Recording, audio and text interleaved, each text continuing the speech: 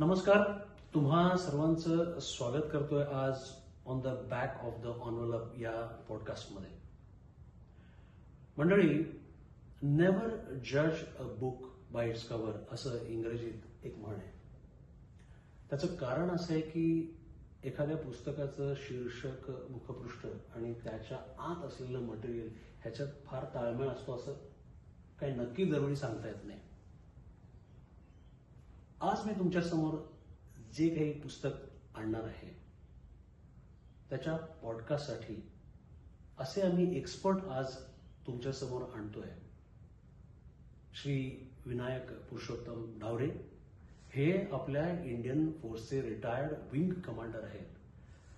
त्यांच्यासारखं मला नाही वाटत दुसरं कोणी इथे बसून ऑपरेशन सिंदूर या विषयावरती बोलू शकेल.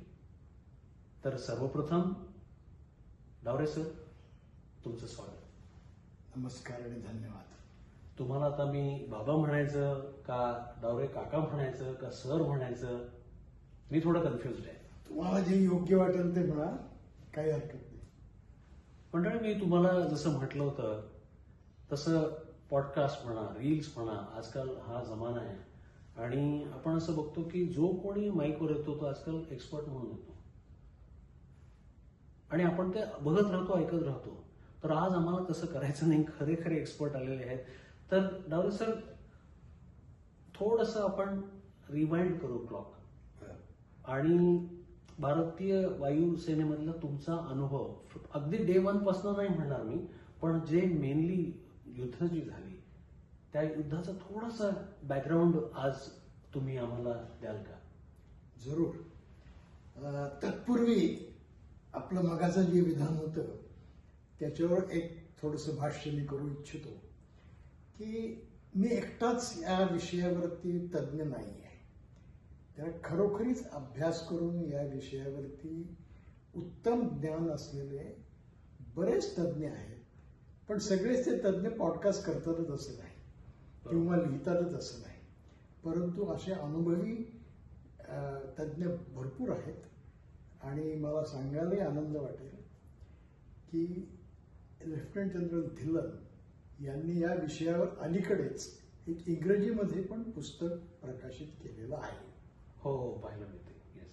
तर आता माझ्या वायुसेनेतल्या अनुभवाबद्दल सांगायचं म्हणजे मला वायुसेनेमध्ये 20 वर्ष सर्व्हिस करण्याचा योग आला आणि 1965 आणि 1971च्या पाकिस्तान बरोबरच्या झालेल्या दोन्ही युद्धांमध्ये भाग घेण्याचाही योग आला.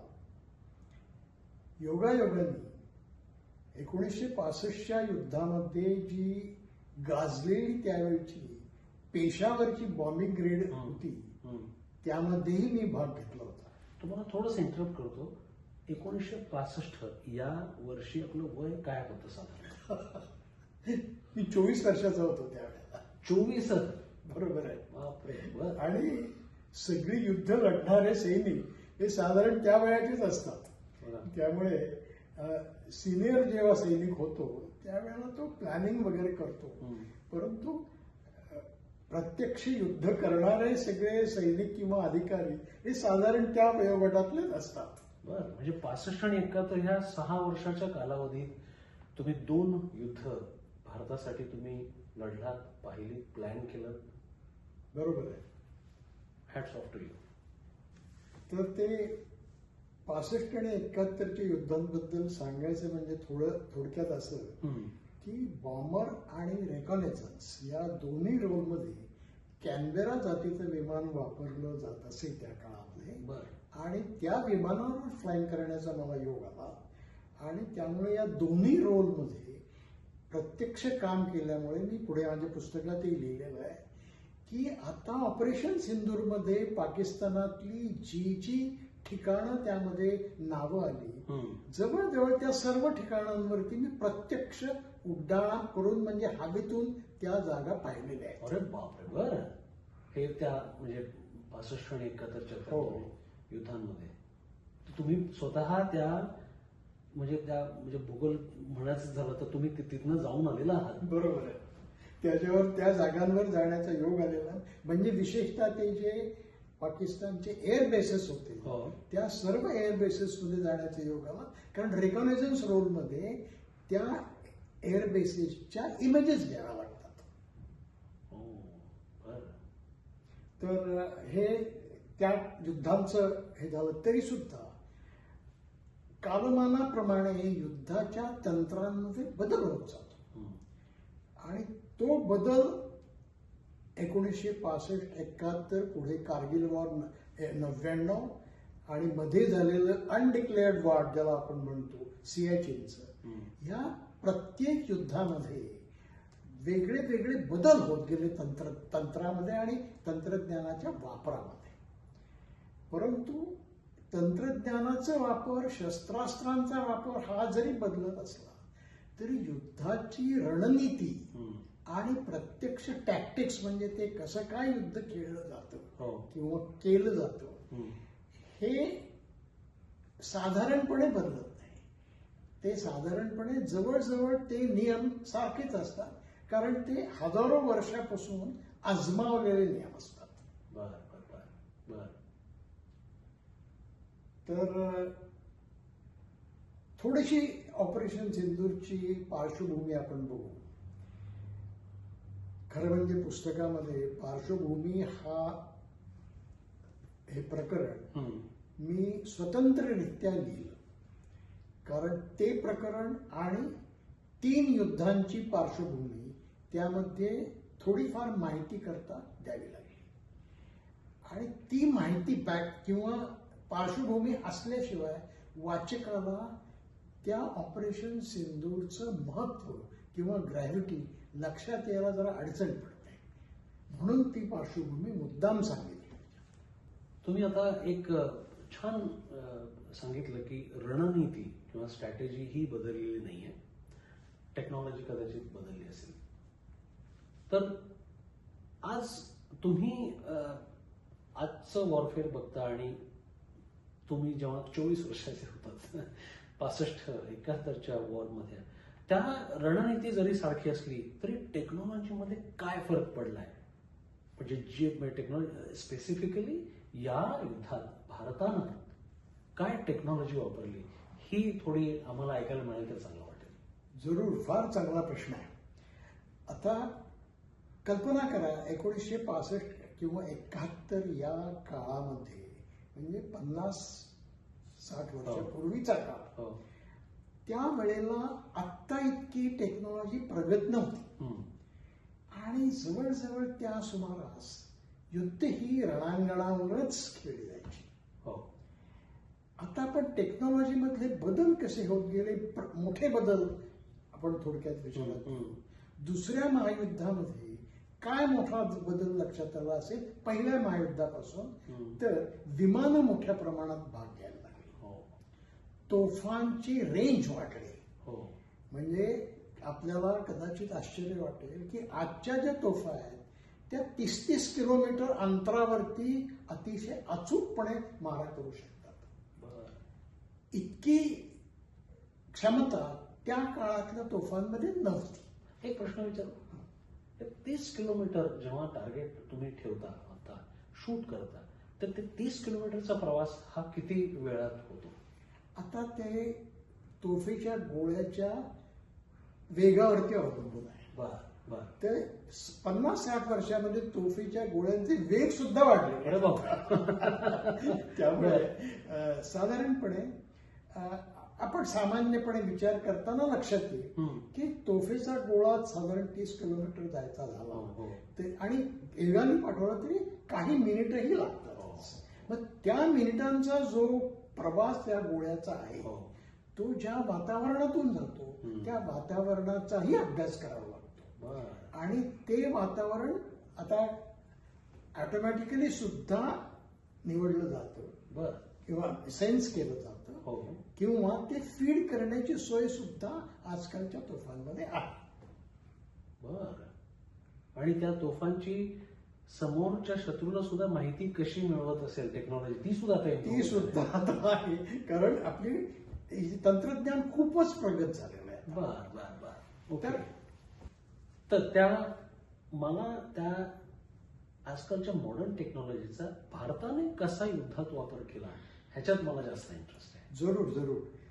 तर थोडीशी बॅकग्राऊंड एवढ्यासाठी सांगितली की टेक्नॉलॉजी किंवा तंत्रज्ञानातले बदल कसे होत गेले हे आपण विचारात घेतलं पाहिजे. आता प्रमुख बदल, पूर्वीचं युद्ध जे भारत पाकिस्तानचं झालं होतं ते 1999 मधलं कारगिल युद्ध झालं होतं. आता कारगिल युद्ध आणि हे ऑपरेशन सिंधू याच्यामध्ये काय टेक्नॉलॉजीमध्ये बदल मोठ्या प्रमाणात झाला तो म्हणजे असा की कारगिलचं युद्ध प्रत्यक्ष कारगिलच्या रणांगणावरती भारतीय सैन्याने पाकिस्तानी सैन्याच्या विरुद्ध लढलो. बरोबर. परंतु ह्या ऑपरेशन सिंदूरमध्ये भारतीय सैनिक रणांगणावर फारसे गेलेच नाहीत आणि हे जवळजवळ सगळं ऑपरेशन सिंदूर हे ऑपरेशन्स रूम मध्ये बसून खेळलं गेलेलं सगळं जवळ.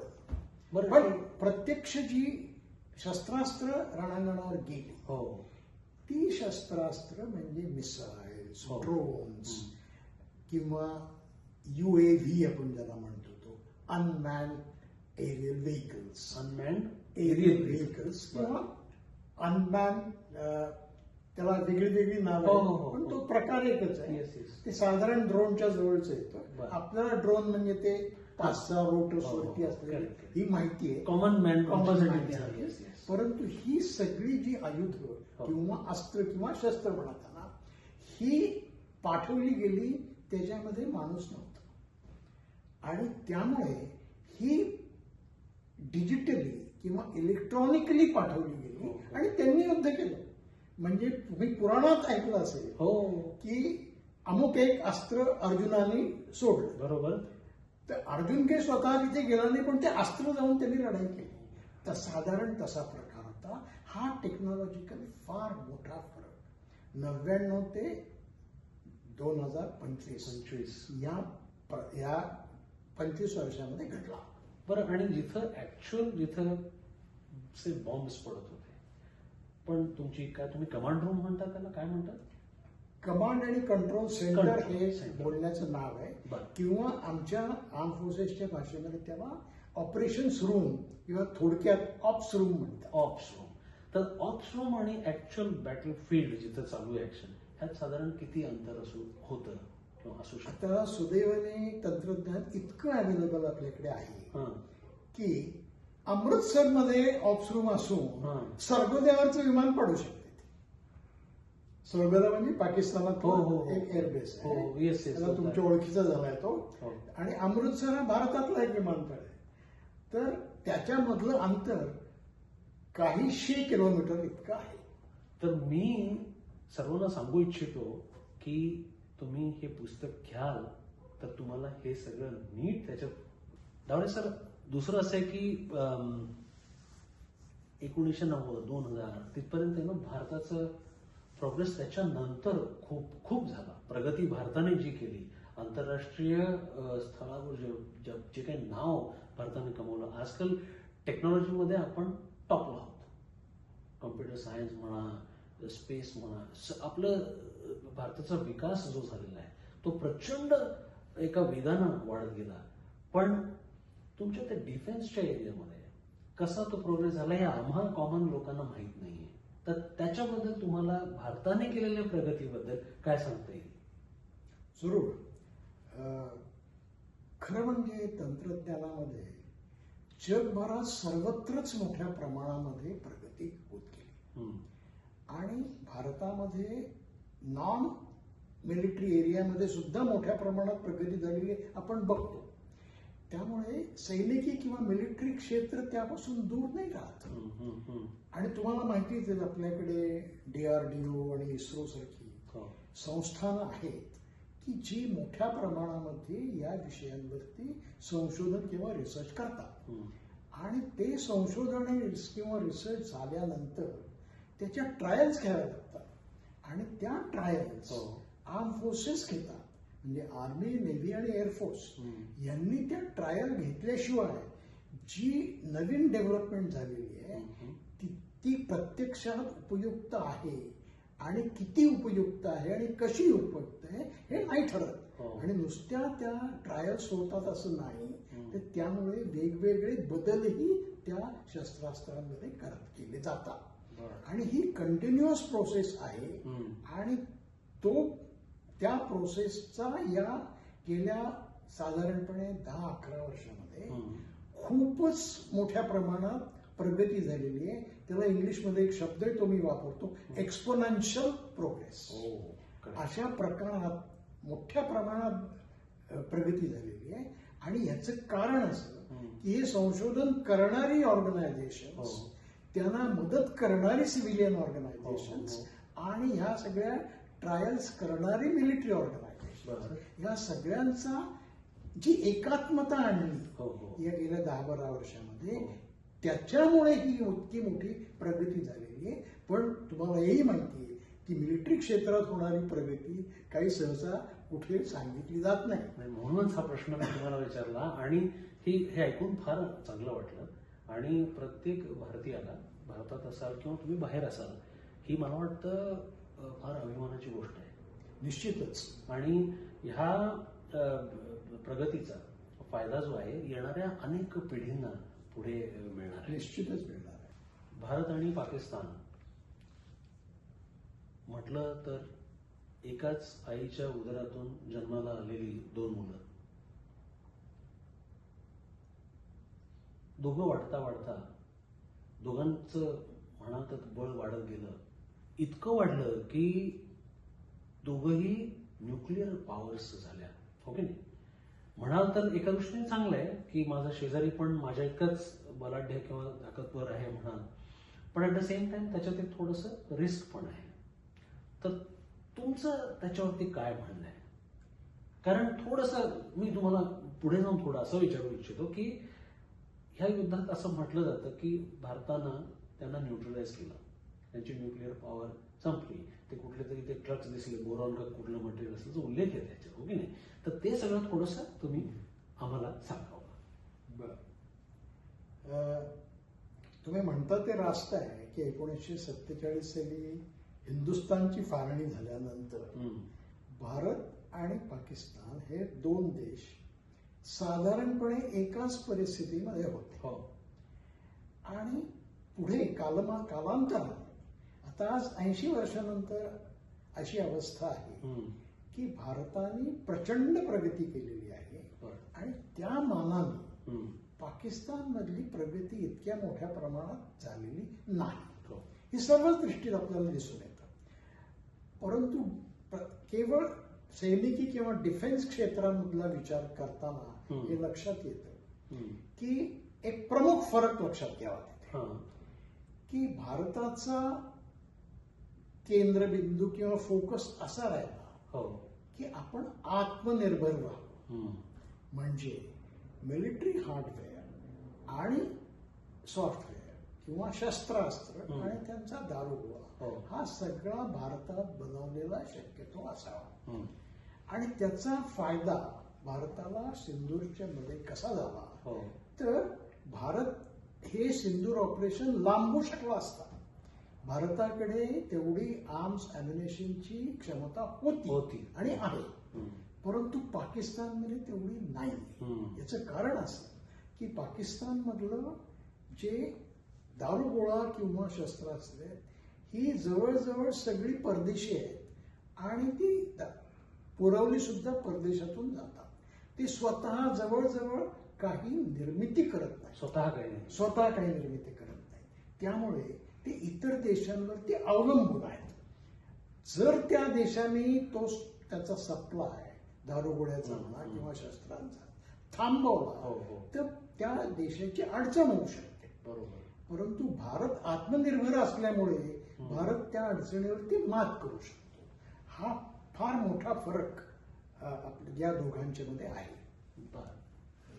आता तुम्ही जो प्रश्न विचारला ॲटॉमिक किंवा न्यूक्लिअर केपेबिलिटी बद्दल, थोडासा आपण त्याच्यामध्ये तांत्रिक दृष्ट्या विचार करू. साधारणपणे दुसऱ्या महायुद्धानंतर किंवा दुसऱ्या महायुद्धाच्या आसपास सुद्धा 2च देशांकडे आण्विक शक्ती होती, USA आणि USSR. ती इतर देशांमध्ये कशी गेली हां. तर चांगल्या आणि गोड नावाखाली गेली, म्हणजे इलेक्ट्रिसिटी किंवा एनर्जी निर्माण करण्यासाठी हो न्यूक्लिअर शक्तीचा वापर करता येतो. हो हो. त्या नावाखाली ही इतर देशांमध्ये पसरली हम्म.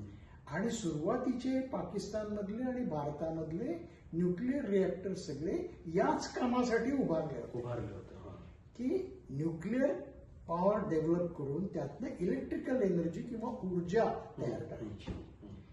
परंतु त्यातून जी न्यूक्लिअर डेव्हलपमेंट होती त्या डेव्हलपमेंटमधून बॉम्ब सुद्धा तयार करता येतात. हो. ते जास्त रिफाईंड त्याला युरेनियम लागतो, हम्म. म्हणजे इलेक्ट्रिकल पॉवर पेक्षा. हो. पण प्रोसेस तीच असते. ती प्रोसेस पुढे नेल्यानंतर त्यातून बॉम्ब निर्माण करता हो. येतो. त्यामुळे तंत्रज्ञान ॲज सच हम्म. हे काही वेगळं वेगळं नाही, नाही. परंतु त्याची सुधारित वाढवलेली आवृत्ती ही बॉम्ब बनवते. बरं. आता आपण इतर देशांचा इतिहास राहू द्या. पाकिस्तान आणि भारत दोन्ही देशांमध्ये हम्म.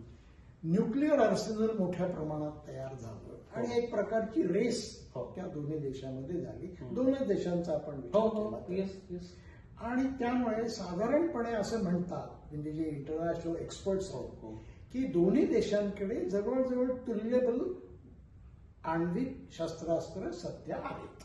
बरं. कोणाकडे 170 असतील, कोणाकडे 180 हो, हो, असतील. हो. हे फिगर्स हम्म. इंटरनॅशनल एक्सपर्ट देतात. हो हो. पण तुल्यबळ आहेत. परंतु मग आता भारताने अशा युद्धामध्ये हम्म. त्या न्यूक्लिअर पॉवरशी कसं डील करायचं, हो. फार विचारात घेण्यासारखा प्रश्न आहे. कारण सगळ्या जगातल्या देशांना अशी भीती वाटत असते हो. की न्यूक्लिअर बॉम्बचा स्फोट झाला तर मोठं डिस्ट्रक्शन होईल. हो. आपल्याकडे हिरोशिमा आणि नागासाकीची उदाहरणं आहेत. उदाहरण आहे. म्हणून त्याला सगळे घाबरत असतात. हो. आणि त्याकरता पाकिस्तानने हा न्यूक्लिअर ब्लफ हम्म. आपल्याला कायम दाखवला बरं. आणि यापूर्वीची सरकार त्याला घाबरत गेली. बरं.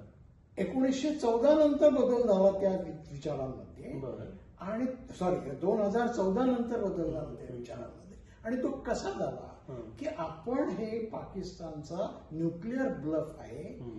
हे अशा प्रकारे बद्ध करून ठेवू की त्यांना ते वापरता येणार नाही.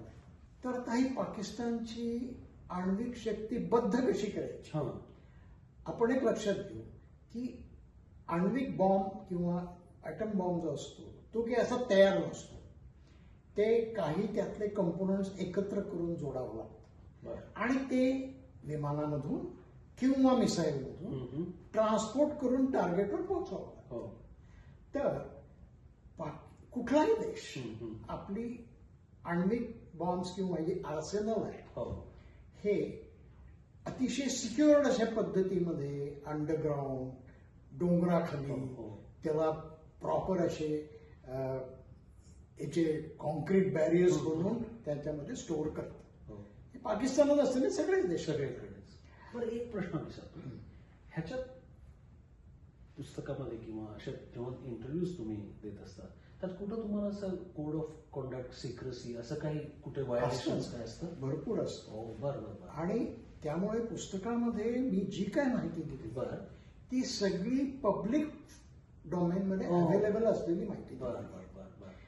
आता सुदैवाने आजकालच्या काळामध्ये हम्म. म्हणजे गेल्या 10-15 वर्षामध्ये हम्म. बऱ्याच सिव्हिलियन एजन्सीज हो त्यांची सॅटेलाइट त्याने असंख्य सोडलेले आहेत. हो आणि त्याद्वारे त्यांचं जगभर ऑब्झर्वेशन चालू असतं. हो.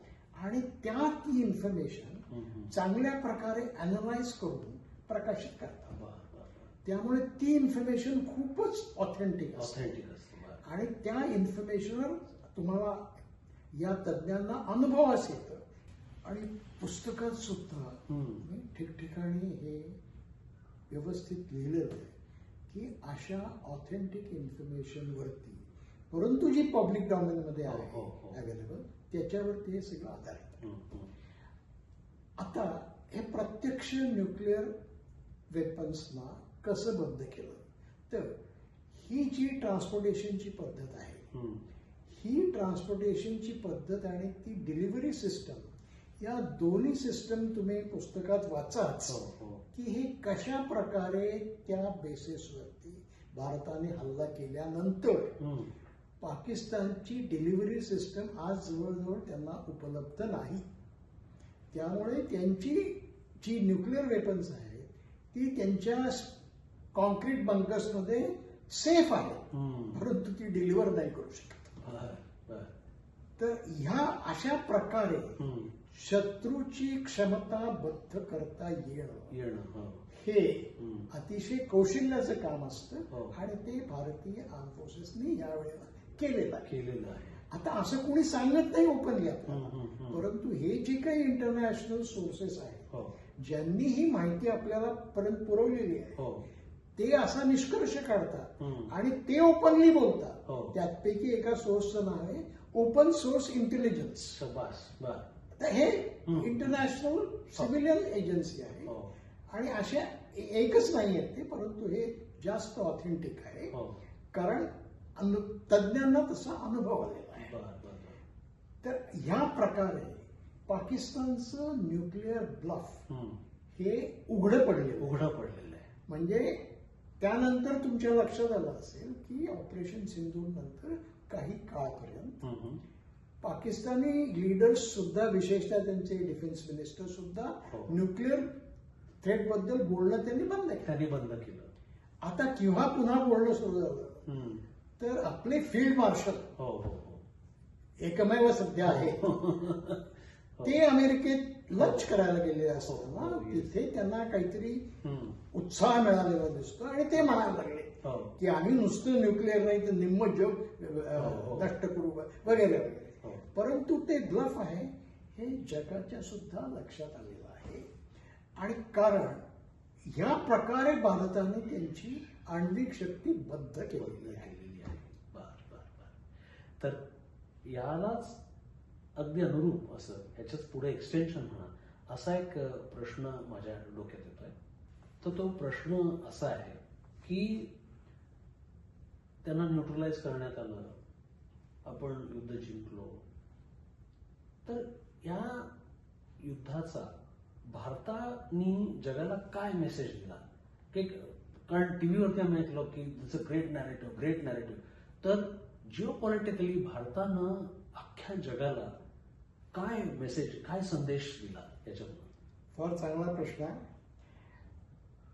तुम्हाला पुस्तकामधले काही प्रकरणं जी आहेत ती याच्यामध्ये संदर्भाला घ्यावी लागतील. हो वास्तविक हे याच्या आधीचा जो विषय सांगितला यासाठी एक पूर्ण प्रकरण त्याच्यामध्ये पुस्तकामध्ये मी दिलेलं. दुसरं म्हणजे आता पुस्तकाचं नावच तुम्ही लक्षात घ्या, ऑपरेशन सिंधूर, आणि त्यानंतर तुमचा हा जो प्रश्न आहे हो त्यानंतरच्या भागातला हा सगळा प्रश्न आहे. आणि तो सुद्धा एका प्रकरणात नाही तर 3 ते 4 प्रकरणामध्ये कव्हर केलेला आहे. हो हो हो. आणि तो फारच लक्षात घेण्यासारखा आहे. तर ती पहिली गोष्ट अशी की ऑपरेशन सिंधूरमध्ये केवळ 88 तासामध्ये पाकिस्तानला बरोबर नामोहरम केलेलं आहे. हे केलेलं जगाला दिसलं. कारण आजकाल जवळजवळ रिअल टाइम मध्ये तुम्हाला सॅटेलाइट वरनं सगळी चित्र मिळतात. आणि मी तुम्हाला सांगितल्याप्रमाणे की सिव्हिलियन सॅटेलाइट सुद्धा हे सगळं बघत असतात. त्यामुळे सॅटेलाइट पासून काही लपून राहत नाही आणि त्याचं वर्णन या चॅप्टर्समध्ये विशेषतः केलेलं आहे की प्रत्यक्ष हल्ल्यानंतर ज्या ज्या बेसिसवर हल्ले केले त्याला हे असे सिव्हिलियन सॅटेलाइट्सनी ऑब्झर्वेशन करून आपल्याला काय सांगितलं की उदाहरणार्थ जो प्रसिद्ध नूर खान बेस आहे त्या तिथलं कमांड आणि कंट्रोल सेंटर जे नष्ट केलं ते त्या चॅप्टरमध्ये वर्णन केलेलं आहे मी की आता त्या कमांड अँड कंट्रोल सेंटरमध्ये साधारण 100 लोक तरी कामं करतात. कारण त्याशिवाय कमांड अँड कंट्रोल सेंटर चालत नाही. सगळी इलेक्ट्रॉनिक त्याच्यामध्ये मशिनरी डिजिटाइज गोष्टी असल्या तरी सुद्धा ते काम करायला तुम्हाला त्या ठिकाणी माणसं लागतातच. आणि ज्या प्रकारे तिथे एक्सप्लोजन झालं त्यानंतर त्या माणसांचा लवलेश सुद्धा शिल्लक राहिला नाही. ते इतक्या सटीकपणे किंवा इतक्या अचूकपणे जर हल्ला केला असेल हो तर त्याच्या पाठीमागचं कौशल्य तुम्ही लक्षात घ्या. हो आता परकीय देशांना हा प्रश्न पडला की भारताची इतकी प्रगती कशी काय झाली. हां कारण भारताची प्रगती चालली आहे त्यांना माहिती होतं, हां परंतु इतक्या एक्सपोनेन्शियल पद्धतीने प्रगती होऊन भारत अशा प्रकारे काही त्या ठिकाणी करू शकेल अशी परकीय एक्सपर्ट्सना सुद्धा कल्पना नाही. भारताला आपण इकॉनॉमिक सुपर पॉवर झालो, नंबर 4 झालो, हे जगाला कॉमर्स आणि इंडस्ट्रीमध्ये दिसतंय. तर ह्या युद्धामुळं काय मेसेज अख्ख्या जगाला मिळाला आपल्या डिफेन्स फ्रंटवरती? हाही चांगला प्रश्न आहे. त्याची थोडीशी नांदी मी आत्ता हो या भारताच्या तांत्रिक प्रगतीबद्दल सांगून केली. हो तर त्या प्रगती इतकी मोठ्या प्रमाणात भारताची प्रगती झाली हे प्रगत राष्ट्रांच्या लक्षात आलं. विशेषतः पाकिस्तानची जी मिलिटरी हार्डवेअर सप्लायर्स आहेत हो ते युनायटेड स्टेट्स आणि चीन हम्म. या दोन्ही देशांच्या लक्षात आलं आणि प्रत्यक्ष तिथले एक्सपर्ट याच्यावरती विचार करून संशोधन करायला लागले हो की इतकी मोठ्या प्रमाणात प्रगती कशी झाली. आता ती झालेली प्रगती ती काही हो. थांबू शकत नाही. Yes. त्यामुळे ती जी प्रगती झालेली आहे त्याच्यामुळे आता हम्म. हा जिओपॉलिटिकल चेंजेस झालेले आहेत किंवा होत आहेत हम्म. ते त्याच्यामुळे होत आहेत. हो आणि झालं काय की ह्याबरोबर आपल्या हेही लक्षात आलं असेल की पाकिस्तानने चीन आणि युनायटेड स्टेट्सच्या मदतीने हम्म. त्यांचं नॅरेटिव्ह सगळीकडे पसरवायला सुरुवात केली हो. की आम्ही जिंकलो. हो हो आणि त्याचसाठी त्यांनी त्यांच्या जनरलला फील्ड मार्शल बनवलं हो की आम्ही जिंकलो हे सिद्ध करण्यासाठी. हम्म. तो एक भाग झाला. परंतु हे जागतिक एक्सपर्ट्सच्या लक्षात आल्याशिवाय राहिला नाही. हम्म. कारण या जागतिक डिफेन्स फील्डमधले किंवा इतर फील्डमधले जे एक्सपर्ट्स आहेत त्यांची भाष्य आपण जर बघितली इंटरनॅशनल प्रेसमध्ये तर ती जवळजवळ 90% पाकिस्तानच्या विरुद्ध आहेत. विरुद्ध. आता जिओपॉलिटिकल चेंजेस कसे व्हायला लागले तर आपल्या लक्षातच येत आहे की इकॉनॉमिक सुपर पॉवर हम्म. नंतर मिलिटरी सुपर पॉवर अशा हो. दोन्ही हॅट्स भारताच्या डोक्यावर आल्यामुळे हो इतर देशांना भारताचा सिग्निफिकन्स लक्षात घेऊन भारताला तशी किंमत द्यावी लागलेली आहे. लागलेली आहे. उदाहरण बघा तुम्ही ब्रिटन सारख्या देशाला भारताबरोबर फ्री ट्रेड अग्रीमेंट करण्याची काय जरूर होती. हम्म. कारण त्यांना ते 1.4 बिलियनचं मार्केट दिसतंय. हो हो हो युरोपियन युनियन भारताबरोबर हम्म. फ्री ट्रेड अग्रीमेंटच्या वाटाघाटी करतात. हो एकीकडे युएसने रशियन ऑइल आपण वापरतो म्हणून हो टॅरिफ सांगितले, हो सँक्शन सांगितले. हो त्या विरुद्ध जाऊन युरोपियन युनियन भारताशी फ्री ट्रेड अग्रीमेंट करू इच्छित आहे. हो तर हे कशामुळे झालं. कारण भारताचं हे जे नेचर आहे सुपर पॉवरचं नुसतं मार्केट नाही, हम्म. इकॉनॉमिक पॉवर मिलिटरी पॉवर हे सगळं त्या देशांच्या लक्षात येत आहे. आणि भारताचं जे मार्केट आहे हम्म. त्याला आता भारतीय प्रॉडक्ट्सना मार्केट मिळायला लागले ना आफ्रिकेसारख्या देशात. हो हो बरोबर. सुखी जीवन कोणाला नको आहे. आपल्या सर्वांना सुबत्ता हवी आहे, सुख हवं आहे. पण अशा वेळी पहलगामसारखा एखादा अटॅक व्हावा, धर्म विचारून काय सारखं म्हणतात ना तसं मारावं आणि आपल्या स्त्रियांचं सिंदूर पुसलं गेलं. हे अतिशय वाईट ही गोष्ट घटना घडली आणि त्याला चांगलं उत्तर मिळालं.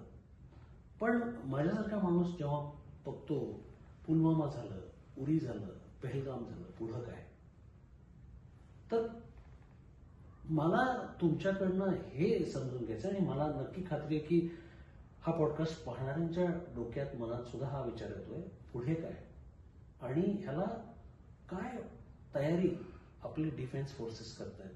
म्हणजे माझ्यासारख्या माणसानं सुखानं राहावं का घाबरत राहावं? फार चांगला प्रश्न आहे. ह्याचं उत्तर पुस्तकातल्या दुसऱ्या प्रकरणामध्ये निम्म अधिक मी दिलेलं आहे, पार्श्वभूमीमध्ये. हो. आता हे जे तुम्ही संदर्भ दिलेत, उरी, बालाकोट, हो. पुलवामा, ते मी अजून थोडंसं एक्सटेंड करतो. दिल्ली 2025 सुद्धा त्यातच घालतो. हो हो. आता हे लक्षात घ्या की ह्याच्या सगळ्याच्या पाठीमागे आपल्याला काय दिसतं तर मानसिकता. ती जी मानसिकता आपल्या शेजाऱ्यांची आहे, किंवा शेजारीच कशाला म्हणायचं, आपल्या देशात पण आहे, हो. ती मानसिकता जोपर्यंत बदलत नाही हो. तोपर्यंत हे अशा प्रकारचे आतंकी हल्ले थांबणार नाहीत. परंतु भारताने तर कमर कसलेली आहे, हो. आणि जाहीरही केलेलं आहे की कुठलाही आतंकी हल्ला आम्ही ते आतंकी आणि त्याच्या पाठीमागे असलेले देश यांना जगाच्या अंतापर्यंत जाऊन नष्ट करू. आणि कुठलाही आतंकी हल्ला युद्ध समजला जाईल किंवा युद्धाचं डिक्लेरेशन समजलं जाईल, आणि भारत काही त्याच्यावरून पाठीमागे जाणार नाही. त्यासाठी नुसती भारतीय आर्म फोर्सेसची नाही, परंतु DRDO, इस्रो, BEL वगैरे वगैरे सर्व त्यांच्या अनुषंगिक संस्था आणि आर्म फोर्सेस कटिबद्ध असून सतत त्यावर काम करीत आहेत.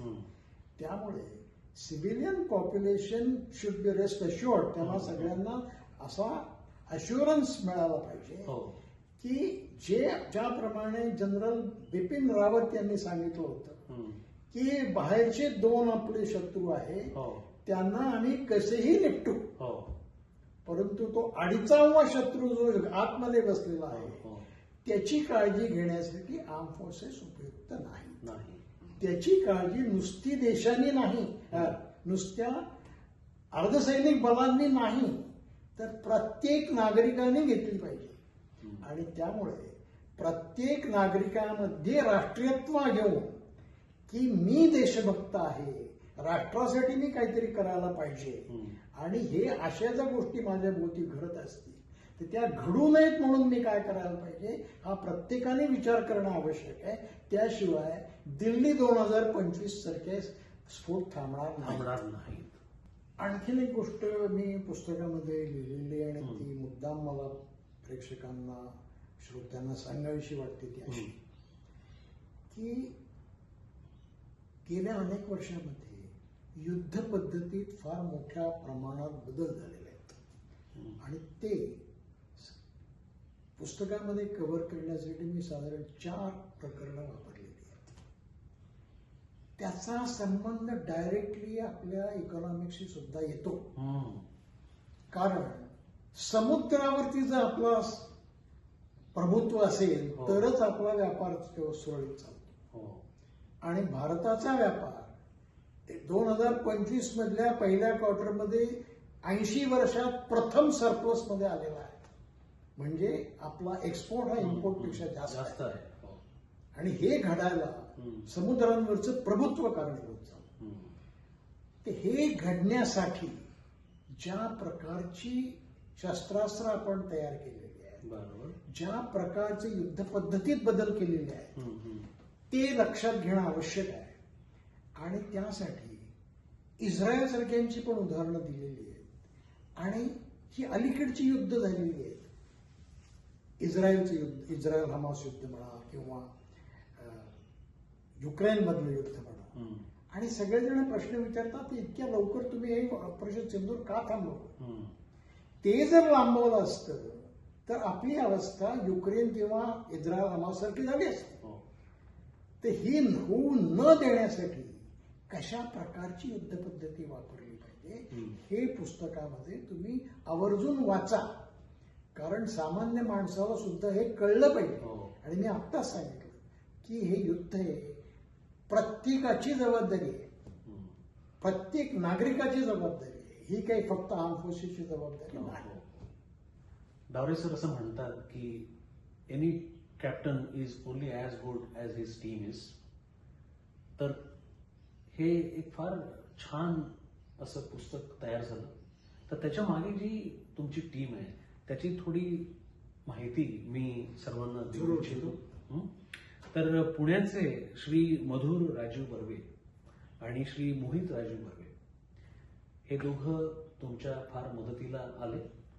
दिलीप राज प्रकाशन प्रायव्हेट लिमिटेड पुणे ही त्यांची संस्था आहे आणि प्रकाशक हे दिलीप राज संस्थेने प्रकाशन केलेलं आहे. बरोबर. आणि पुस्तकाची प्रथम आवृत्ती 21 ऑक्टोबर 2025 आता जस्ट रिसेंटली झालेली आहे. आणि त्याचं मुद्रित शोधन सुषमा देशपांडे यांनी केलं. मुखपृष्ठाचं मला खास कौतुक वाटतं शेखर शिंपींनी जे केलेलं आहे. तर त्या सिंदूरचं ते पुसलेलं कुंकू, पुसलेलं ते कुंकू, नंतर सिंदूरचं वरचा जो टिंब आहे तो लाल, आणि नंतर यानंतर ती सुद्धा लाल 3 टिंब. ते कम्प्लीट ते पिक्चर ना असं त्या हृदयाला असं ते भिडून गेलं. तर शिंपी साहेबांना माझ्याकडून पर्सनली मी सलाम करतो. धन्यवाद पूर्वक त्यांच्यातर्फे देतो. आतील मांडणी मेधा कुलकर्णींनी केली आणि पितृछाया मुद्रणालय पुणे यांनी हे मुद्रक आहे. पण हे सगळं असताना कैलासवासी अलका विनायक डावरे ह्यांचा फार मोठा पाठिंबा तुमच्याशी कायम आहे. तुमच्या आधीच्या पुस्तकांमध्ये सुद्धा त्यांनी तुम्हाला खूप मदत केलेली आहे. तर आईबद्दल तुम्ही काय म्हणाल? तुम्ही फार चांगला मुद्दा याच्यामध्ये आणला चर्चेमध्ये. एक तर पुस्तक लेखन किंवा प्रकाशन हे एका माणसाचं काम नाही. हो. टीम वर्क असतं आणि तुम्ही या सगळ्या टीमची, त्यातली प्रकाशकांकडच्या टीमची नावं सांगितलीच. तद्वतच माझी स्वतःची सुद्धा टीम आहे हो. की ज्यांनी मला पुस्तक लेखनामध्ये मदत केली. हम्म. आता त्यांची नावही सांगतो.